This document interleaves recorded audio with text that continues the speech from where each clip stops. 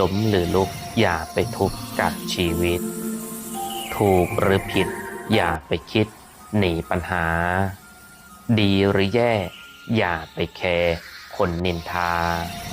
ชมหรือด่าอย่าไปรับให้กลับคืนอย่าทุกข์เพราะพ่ายแพ้อย่าอ่อนแอเพราะสิ้นหวังอย่าท้อแท้เพราะไร้พลังอย่าหยุดยั้งถ้ายังมีลมหายใจโยมรู้ไหมทำอย่างไรให้ใจของเราไม่ทุกข์ไม่เสียใจไม่ผิดหวัง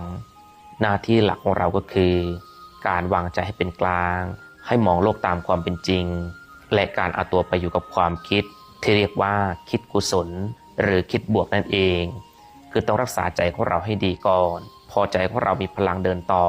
เราก็จะสามารถสู้กับปัญหาทุกอย่างที่เข้ามาในชีวิตของเราได้แล้วสุดท้ายมันก็จะผ่านไป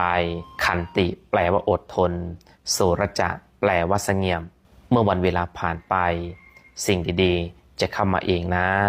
ฟ้าหลังฝนย่อมงดงามเสมอ